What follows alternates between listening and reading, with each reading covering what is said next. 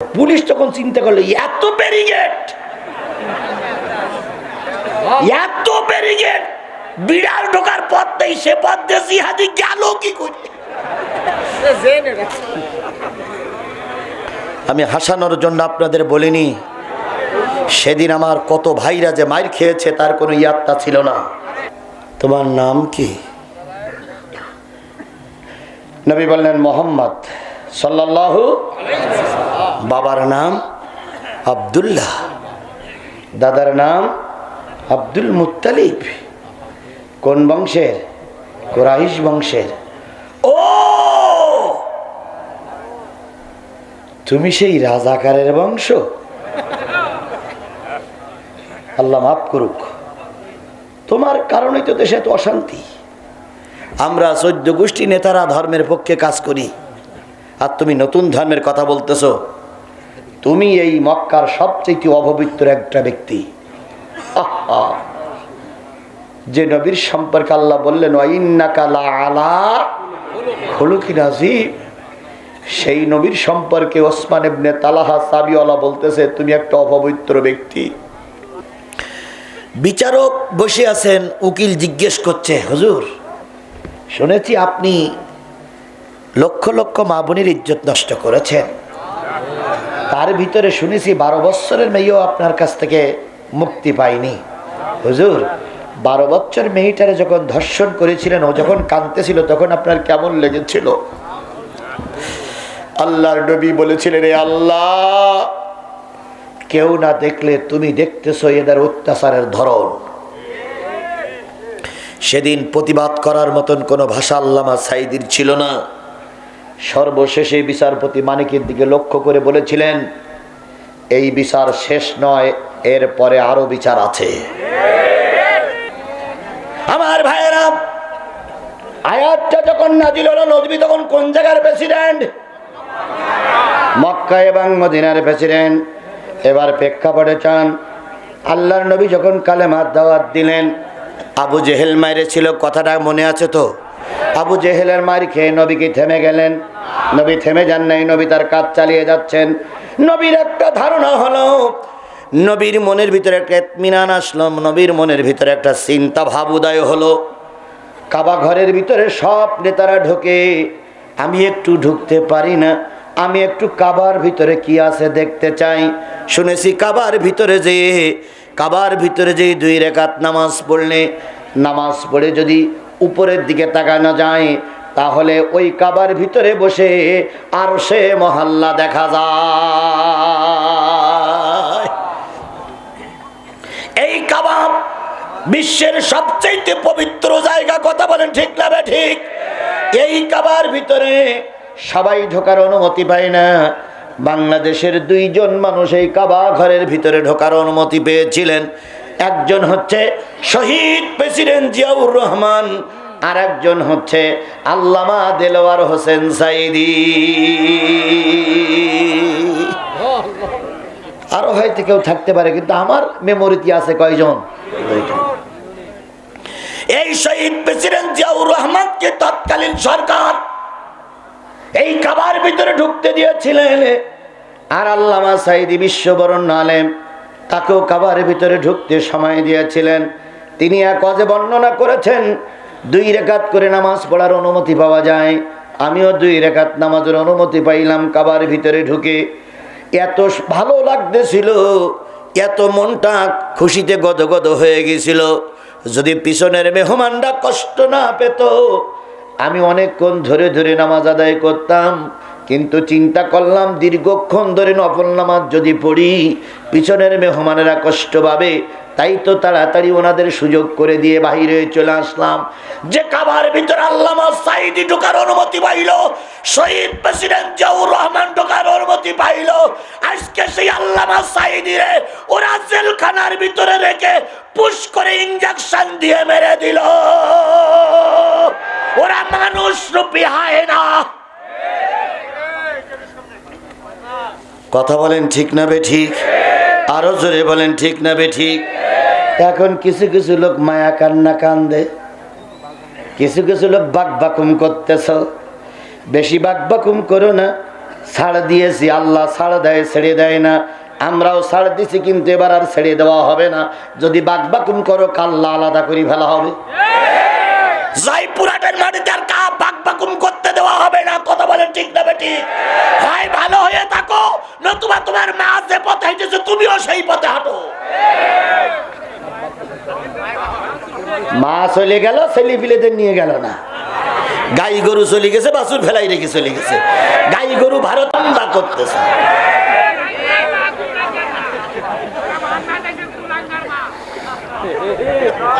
কথা কি ঠিক বলেছি না বেঠিক বলেছি? এখন কিন্তু হিন্দুরাও কিছু কিছু মাথা উঁচু করতেছে। আমাদের এলাকায় এখানে অনেক হিন্দুরা ওয়াজ শুনতেছেন, আমরা আপনাদের দুশমন নই, আপনারাও আমাদের শত্রু নয়। কিন্তু কিছু কিছু হিন্দুরা এখন মাথা উঁচু করে ওই শেখ হাসিনার পক্ষে আবার গান গাচ্ছে। কথা বলেন ঠিক না বেঠিক? দয়া করে আপনারা ভালো থাকুন, আপনাদের উপরে কোনো অত্যাচার হবে না, হবে না, হবে না। আমরা কথা দিলাম, টুপিওয়ালারা যদি ক্ষমতায় যায়, বিশ্বের সবচেয়ে শান্তিতে থাকবেন আপনারা। বাংলাদেশের ইসকন নামক একটা সন্ত্রাসী জঙ্গি গোষ্ঠী হিন্দুদের ভিতর থেকে মাথা উঁচু করেছে। এরা সারা দেশে সন্ত্রাসী কার্যকলাপ করছে। কথা বলেন ঠিক না বেঠিক? ইসকনের যিনি বড় লিডার, সভাপতি, তিনি গতকালকে না আজকে গ্রেপ্তার হয়েছে। আজকে গ্রেপ্তার হয়েছে। তিনি বাংলাদেশে একটা অশান্তি বাঁধানোর জন্য পায়তারা করতেছিলেন। এই পায়তারাটা বন্ধ করে দিয়ে বাংলাদেশের পুলিশ ডিপার্টমেন্ট তাকে গ্রেপ্তার করেছে। এই ইসকন নেতার নাম হচ্ছে চিন্ময় কৃষ্ণ দাস। চিন্ময় কৃষ্ণ দাস, কঠিন নাম।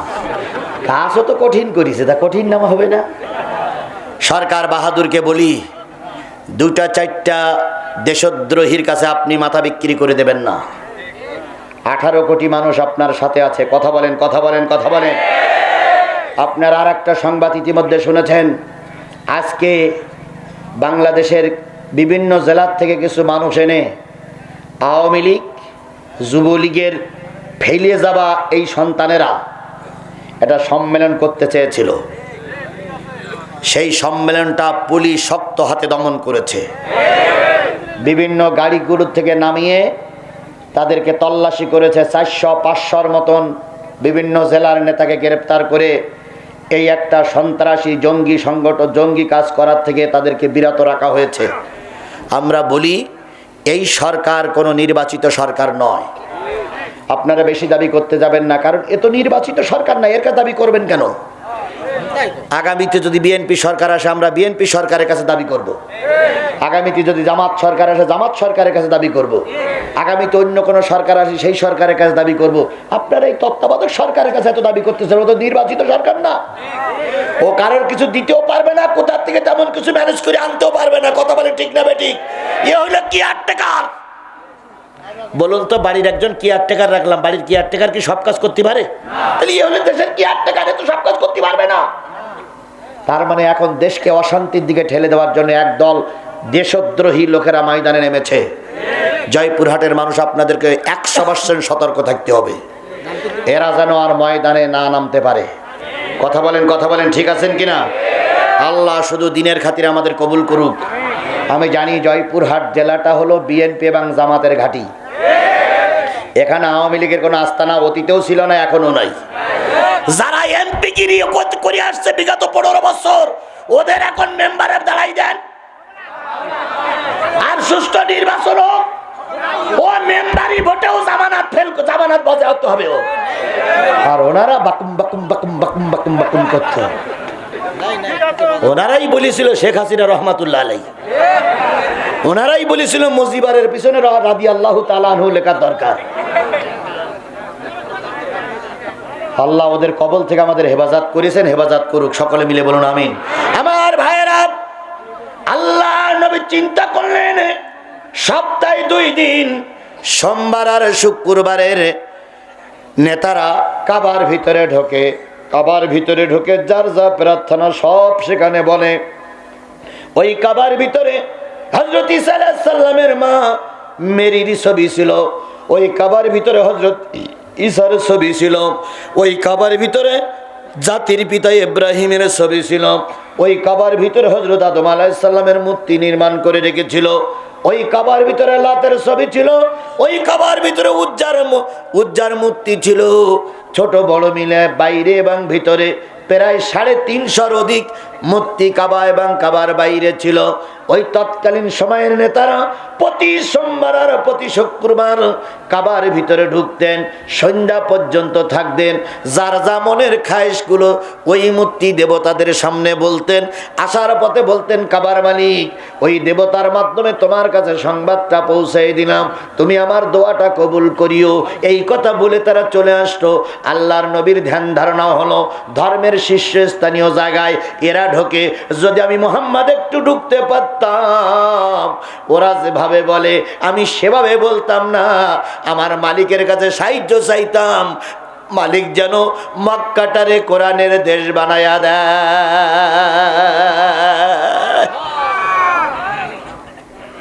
আল্লাহ নবী চিন্তা করলেন, কাবার ভিতর আমি একটু ঢুকবো। কোন সূরার আলোচনা চলছে? কত নম্বর আয়াত?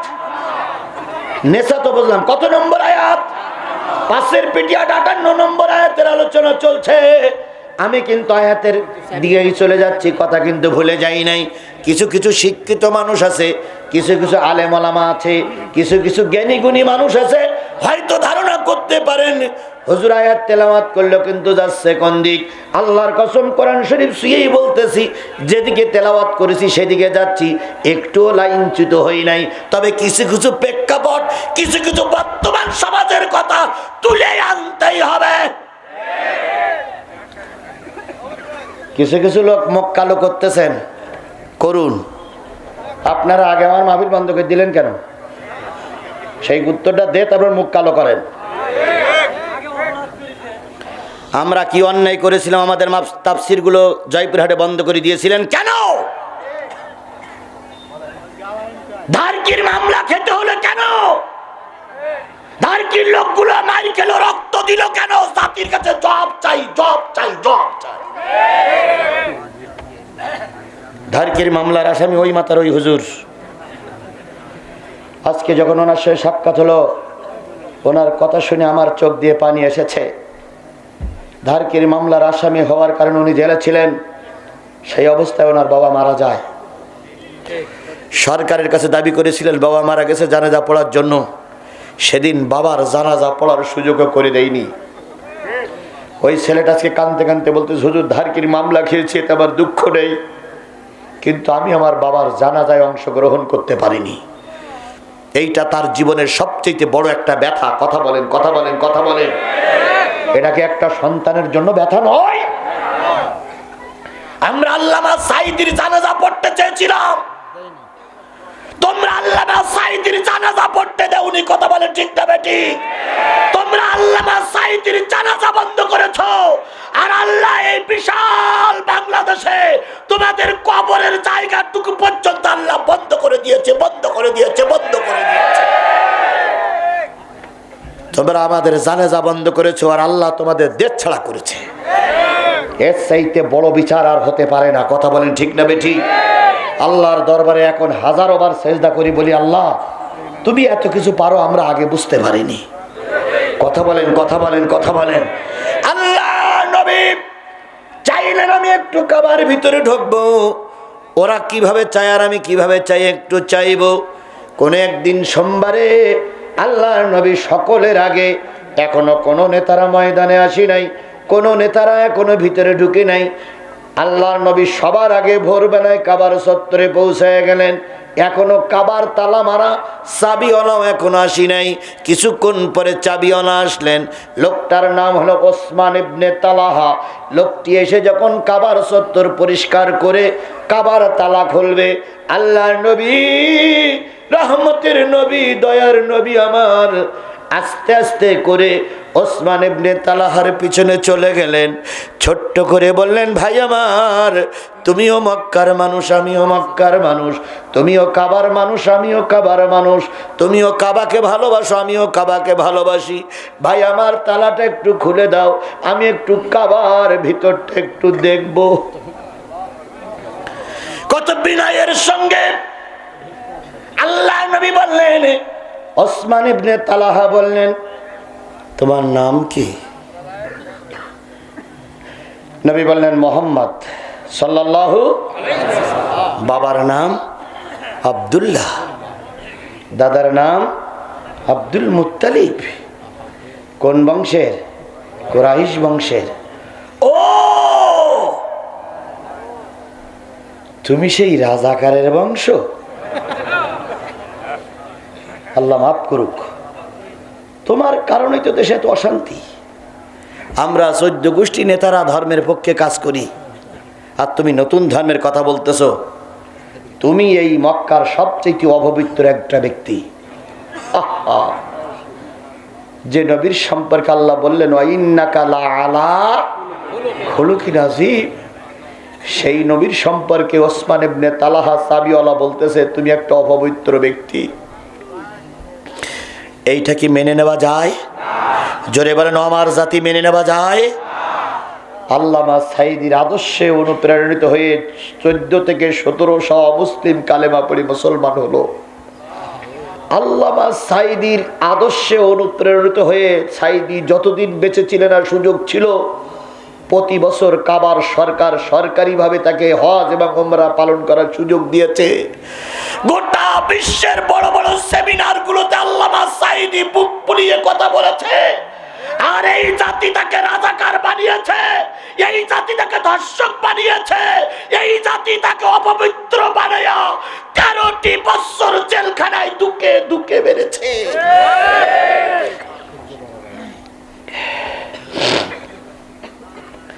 এই কথাগুলো যখন মনে আসে, আমি আমার নিজের ব্যালেন্স ঠিক রাখতে পারি না। আমিও জানি সরকারের, আওয়ামী লীগ সরকারের বিরুদ্ধে কথা বলে আওয়ামী লীগের কিছু পেতাত্তা এই সমাজে এখনো আছে। একটু লক্ষ্য করুন, ডাইনে বামে সামনে পিছনে মুখ টুকগুলো কালো করি হনুমানের মতন হুঁক।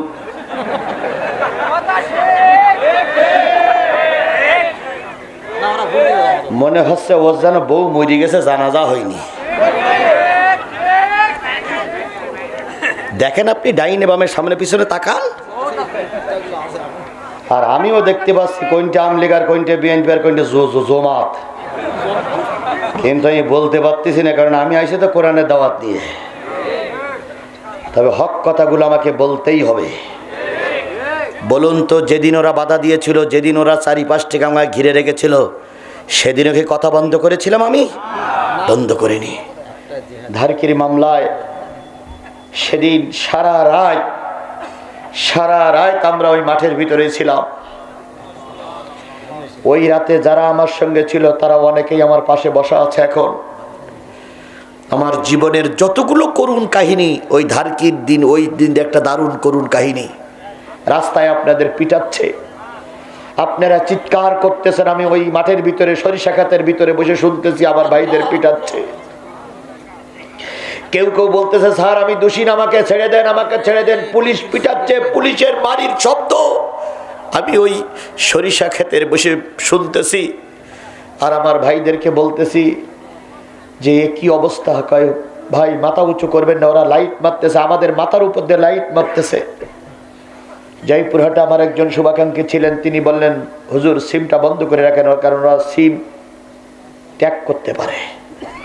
সেদিন সিম বন্ধ করে সারা রাত প্রচন্ড শীতের ভিতরে সারা রাত হেঁটে হেঁটে হেঁটে হেঁটে হেঁটে হেঁটে একজন হিন্দুর বাড়িতে যে আমরা অবস্থান নেই, ওনাকে ডাকলাম, ডেকে দেখে উনি হিন্দু। উনি বললেন আপনারা কারা? তখন আমার সাথীরা যারা ছিল তারা বলল আমরা ওই ধারকির মাহফিল শুনতে গেছিলাম, ওখানে এক বক্তা আসছে, সে বক্তা কি বলিছে না বলিছে, পুলিশ আক্রমণ করেছে, আমরা পথ পাচ্ছি না তাই ঘুরে আসছি। হিন্দু সেদিন লাইট জ্বালিয়ে আমাদের একটা মসজিদ দেখাই দিল, সেই মসজিদের ভিতরে যেয়ে দেখে এরকম চট বিছানো কিচ্ছু নাই, ওই চট ছেলেদের গায়ে দিলাম। আর আমিও ছেলেদের ভিতরে থেকে সারা রাত ওই শীতের ভিতরে পার করেছি। আমি আজকে জয়পুরহাটের মানুষের কাছে জানতে চাই কি অন্যায় করেছিলাম আমরা, কি অন্যায় ছিল আমাদের। আমাদের অন্যায় ছিল একটাই, ওমা নাকামু মিনহুম ইল্লা ইউমিনু বিল্লাহিল আজিজিল হামিদ। কথা বলেন, কথা বলেন, কথা বলেন। এত মামলা খাওয়ার পরেও কি আমরা ময়দান ছেড়ে দিয়েছিলাম? আর এখন তো সব ময়দান আমাদের দখলে। একটা মাহফিলের কথা আমার বারবার মনে পড়ে। মাহফিলে স্টেজে উঠে ওয়াজ করতেছি, চারিপাশে পুলিশ লীগ, ছাত্রলীগ, যুবলীগ, আওয়ামী লীগ সব ঘিরে ফেলেছে। মঞ্চের পিছনে পুলিশ, ডাইনে পুলিশ, বামে পুলিশ, মঞ্চের পিছনে শাড়িতু সাদা পোশাকধারী এই পিস্তল নিয়ে পুলিশ বসে আছে। শিবিরের সভাপতি, তোমাদের আমি ধন্যবাদ জানাই। শিবিরের সভাপতি কানে কানে যেয়ে বলতেছে, হুজুর আজকে কিন্তু বাঁচার কোনো লাইন নেই, চারিপাশে আওয়ামী লীগ, যুবলীগ, ছাত্রলীগ, পুলিশ লোক ঘিরে ফেলেছে। আমি বললাম তাহলে কি করা যায়? শিবিরের থানা সভাপতি বললেন, ভাই আপনি কাজ চালিয়ে যান, আমি এদিকটাই দেখতেছি। সুবহানাল্লাহ, আল্লাহ এদের পরে রহমত করুক। এবারও কিছুক্ষণ পরে এসে একটা চিরকুটি লিখে দিল, হুজুর মোনাজাত শুরু করবেন, হাফ করবেন আপনি আর হাফ দেবেন দ্বিতীয় বক্তার কাছে। দ্বিতীয় বক্তা আপনার পাশে দিয়েছে, ও বসে আছে। তো আমি বললাম তা ঠিক আছে। শেষ মোনাজাতের আগে আমি ওতে একটু বাড়াই দিয়ে বললাম যে ভাই চোখ বুঝি দোয়া করলে দোয়া বেশি কবুল হয়, চোখ বুঝি দোয়া করলে দোয়া বেশি কবুল হয়। যারা পুলিশের ভাই আছেন, আমলিগের ভাই আছেন, আপনাদের বাপ মাকে কেউ কবরে যায়নি, তো আপনারাও একটু চোখ বুঝি আল্লাহর কাছে দোয়া করেন। আমি মোসাফের বলার সঙ্গে সঙ্গে দেখলাম ওরা চোখ বন্ধ করলো। তো আমি চিন্তা করলাম, আল্লাহ এই সুযোগটাই কাজে লাগাইতে হবে, তাছাড়া তো এখান থেকে বেরিয়ে যাওয়ার আর কোনো লাইন নেই। তো আমি এবার মোনাজাত শুরু করলাম। রব্বানা যালামনা আনফুসানা ওয়া ইল্লাম তাগফির লানা ওয়া তারহামনা লানাকুনান্না মিনাল খাসিরিন রব্বিরহামহুমা। হুজুর মাইক ধরেন। হুজুর বলতে কামা রব্বায়ানি সগীরা। নেতারা সব কিভাবে মোনাজাত করতেছে চোখ বুঝিয়ে। শিবিরের সভাপতি আমার হাত কান ধরে নিয়ে কন্যা দিয়ে চলে গেল। মোনাজাত চলতেই আছে আর ওরা আমিন আমিন বলতেই আছে। শেষ পর্যন্ত হুজুর যখন বলেছি ওয়াখিরু দাওয়ানা আনিল হামদুলিল্লাহি রাব্বিল আলামিন, পুলিশ ডাইনে বামে সবাই এসে হুজুরি ধরিস। এতক্ষণ কি ওয়াজ করলেন না, এই জন্য কি আপনার দাওয়াত করিয়ে আনা হয়েছে? তো দ্বিতীয় বক্তব্য বলছে, কারে কি বলতেছে, কার কথা আপনি কারে খুঁজতেছেন? কচ্ছে আপনি জিহাদি না? এই লোকগুলো বলুক আমি কি জিহাদি, বলুক দিন এই লোকগুলো বলুক দিন আমি কি জিহাদি, বলুক এই লোকেরা সাক্ষী থেকে আমি কি সেই হুজুর, বলুক বলুক। এই আওয়ামী লীগের ভাইরা তোমরা বলো আমি কি জিহাদি? তো বলছে স্যার এসে লোক না স্যার। তো ওসি সাহেব বলছে সে লোক কেন কই? আল্লাহু আকবার, কি কৌশল অবলম্বন করে আমাকে যেতে হয়েছে। হ্যাঁ জেনারেটর বন্ধ করে। হ্যাঁ তখন বাধ্য হয়ে ওসি সাহেব বলতেছে আমরা আর এ হুজুরি ধরার জন্য কোনোদিন আসবো না, কারণ এ হুজুর মানুষ না, এ জেন। এই 100% জেন, আমি বিশ্বাস করি। আপনারা করেন না করেন, এ জেন। নতুবা মোনাজাত ধরল সে লোক, মোনাজাতের শেষে সে লোক গেল করে।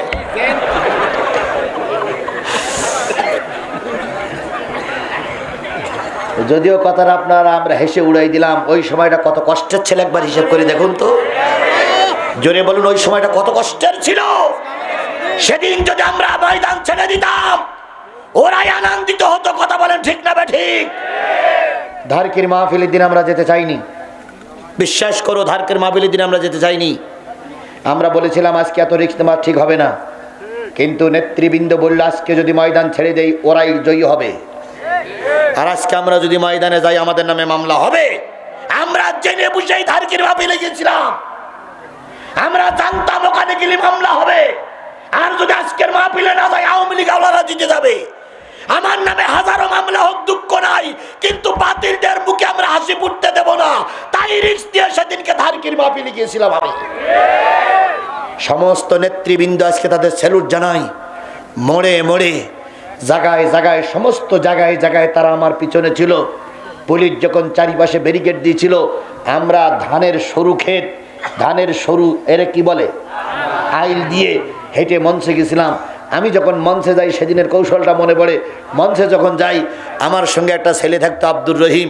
রহিমের বললাম, রহিম তুমি স্টেজে থাকো, আমি নিচে বসবো, তুমি শুধু খেয়াল করবা। আমার বলো মুখ চোখ সব বান্ধা থাকবে। তো আমি যাচ্ছি, পুলিশ আমার ব্যারিকেড দিচ্ছে, কোথায় যাচ্ছেন? তা আমি বললাম আমি মঞ্চে যাবো, আমি অর্শন বা অর্শনের জন্য আসছি। কই এ পথ ছেড়ে দেন, এই পথ দিয়ে জিহাদি যাবে, আমরা ধরার জন্য দাঁড়াই রয়েছি, সরে যান সরে যান। আমি রহিমের দিক তাকাই বলতে, রহিম কি খবর? কয় রহিম তখন ইশারা করে বলতে, ভাই আস্তে আস্তে আসেন, আমি দেখতেছি। আমি যখন মাফলার মাথায় মুখ ঢাকা চাদর মুড়ি দিয়ে যখন মঞ্চ থেকে উঠেছি, কেউ বুঝতে পারিনি যে আমি সেই লোক। কিন্তু রহিম আগের থেকে জানতো যে ভাই এসে গেছে। এরপরে যেই না আমি টুপি মাথায় দিছি রে ভাই, সেই সবাই নারায় তাকবীর দিয়ে আল্লাহু আকবার উঠেছে। পুলিশ তখন চিন্তা করলো এত ব্যারিকেড, এত ব্যারিকেড, বিড়াল ঢোকার পথ নেই, সে পথ দিয়ে জিহাদি গেল কি করে? আমি হাসানোর জন্য আপনাদের বলিনি, সেদিন আমার কত ভাইরা যে মাইর খেয়েছে তার কোনো ইয়াত্তা ছিল না। এই কষ্টটা কের জন্য করেছিলাম? ইসলামের জন্যই করেছিলাম। কথা বলেন ঠিক না ঠিক? সেদিন জীবনের রিস্ক দিয়েছিলাম শুধু আল কোরআনের জন্য। সেদিন জীবনের ঝুঁকি নিয়ে ওই পুলিশের মোকাবেলা করেছিলাম শুধু এই দেশে কোরআন প্রতিষ্ঠার জন্য। সকল কষ্ট দূর হয়ে যাবে যেদিন শুনবো বাংলার মসজিদে কোরআনের রাজ কায়েম হয়েছে। আপনারা যারা আমার সঙ্গে সাথী ছিলেন, কষ্ট করেছেন, আমি তাদের সবাইকে আজকে কিছুই দিতে পারলাম না, শুধু একটু দোয়া দিয়ে গেলাম। আল্লাহ যেন আপনাদের রক্তের বিনিময়ে অন্তত সর্বপ্রথম জয়পুর হাটের থেকে যেন কোরআনের পতাকা উড্ডীন হয়। আল্লাহ যেন এটা আমাদের দেখার তৌফিক দান করেন। সকলে মিলে বলুন আমিন। আরো জোরে আমিন, আরো জোরে। আল্লাহ নবী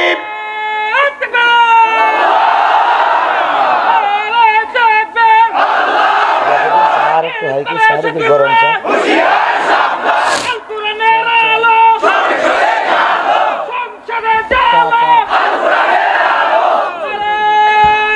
আমার ভাইরা, আল্লাহর নবী চাইলেন আমি একটু ভিতরে যেয়ে কি করব। মনে আছে? মনে আছে তো? মনে আছে তো? আমি কিন্তু সূরা নিসার কথাই বলতেছি। আমি একটু ভিতরে যেয়ে ওরা যা করে আমি ওটাই করব। ওসমান ইবনে তালহা পরিচয় শোনার পরে বলতেছে, তোমার মতন অপবিত্র লোকের ভিতরে ঢোকা যাবে না। বলুন তো নবীর ওই কথাটা শুনে কতটুকু ব্যথা পেয়েছিলেন নবী? ব্যথা পাননি? ও আমার জাতি ব্যথা পাননি? যেদিন কোর্টে আল্লামা সাঈদী বলেছিলেন, আল্লামা সাঈদীকে কোর্টে দাঁড় করে রেখে বিচারক জিজ্ঞেস করেছিলেন, হুজুর হিন্দুদের মেয়েদের সঙ্গে ধর্ষণ করলে কেমন লাগে হুজুর?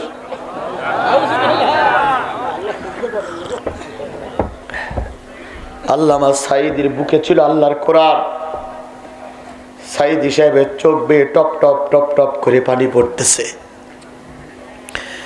বিচারক বসে আছেন, উকিল জিজ্ঞেস করছে, হুজুর শুনেছি আপনি লক্ষ লক্ষ মা বোনের ইজ্জত নষ্ট করেছেন, তার ভিতরে শুনেছি 12 বছরের মেয়েও আপনার কাছ থেকে মুক্তি পায়নি।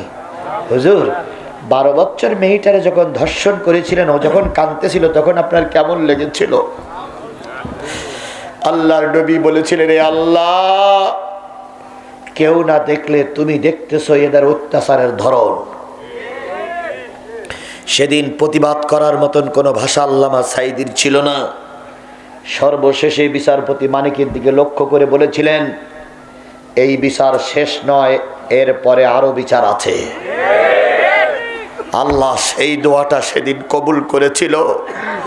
অনেকের অত্যাচার হয়েছে, কিন্তু মানিক বিচারপতি মানিকের অত্যাচারটা একটা ডিজিটাল কায়দায় হয়ে গেছে। ওরে কলার পাতায় পড়ে থাকলে তো দুঃখ ছিল না। জনগণ মেরিয়েছে লাতি, এমন জায়গায় মেরিয়েছে 2 বিসির থেকে 1 বিসি আউট। এখন ডাক্তার অপারেশন করে হাসপাতালে শোয়াই রেখেছে। সাংবাদিকরা যেই বলতেছে কি ব্যাপার ও জায়গায় কাপড় দিয়ে ঢেকা কেন? বিচারপতি মানিক বলতেছে একটা নেই। কিভাবে গেল? কয় লাথি মেরিয়েছে আর আউট হয়ে বেরিয়ে গেছে। তখন সাংবাদিকরা বলতেছে ডাইন পাশেরটা না বাম পাশেরটা? মানিক তখন বলতেছে আমার জ্বালায় পথ পাচ্ছি না, তো ডাইন পাশেরটা না বাম পাশেরটা সেইটা খোঁজ নেবার জ্বালা হয়েছে না। জাতি হাসো। সেদিন এই বিচারপতি মানিক বেশি আল্লামা সাঈদীর বিরুদ্ধে বাজে কথা বলেছিলেন। আল্লামা সাঈদীর ওই চোখের পানি যদি আল্লাহ কবুল করে দেশটারে স্বাধীন করে দিয়ে যায়, আবু সাঈদের রক্ত আমার দেশে বৃথা যাবে না, জামাত শিবিরের রক্ত বৃথা যাবে না, বিএনপির রক্ত বৃথা যাবে না। একদিন এই রক্তের পরে আমার দেশে কোরআনের পতাকা উড়বে উড়বে উড়বে। আল্লাহ যেন সেই দিনটা আমাদের দেখার তৌফিক দান করেন। নবী একটা খারাপ ভাষা শুনলেন, তবুও নবী ভেঙে পড়লেন না। আল্লাহর নবী চুপ করে থাকলেন নেতারা না আসা পর্যন্ত। কিছুক্ষণ পরে আবুল আহাব আসলো।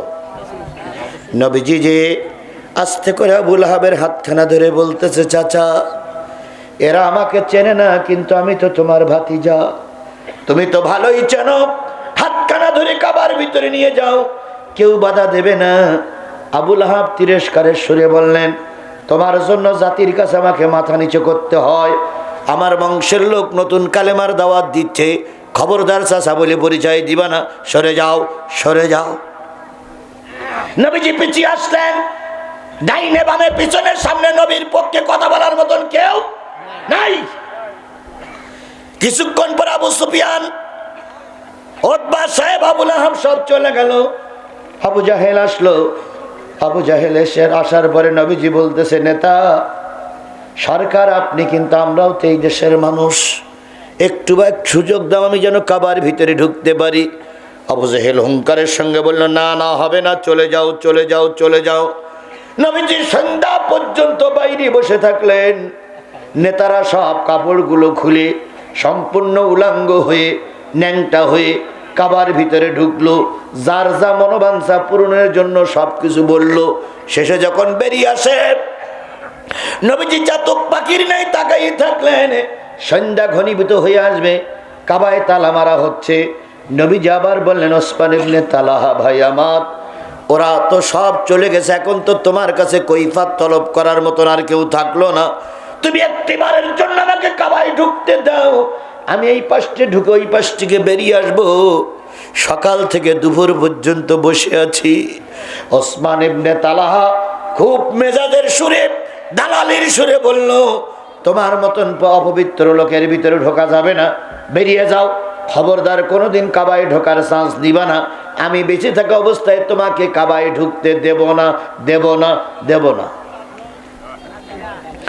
নবী যেই কথাগুলো শোনার পরে দারুণ ভেঙে পড়লেন, কিন্তু নবী হাল ছাড়লেন না। কাবায় তালা দিয়ে চাবিটা যখন ঘুরাইতে ঘুরাইতে ওসমান চলে যাচ্ছিলেন নবীজির সামনে দিয়ে খুব অহংকারের বশবর্তী হইয়া, সেই সময় আল্লাহর নবী বললেন ওসমান ইবনে তালহা দাঁড়াও দাঁড়াও দাঁড়াও। কি হয়েছে?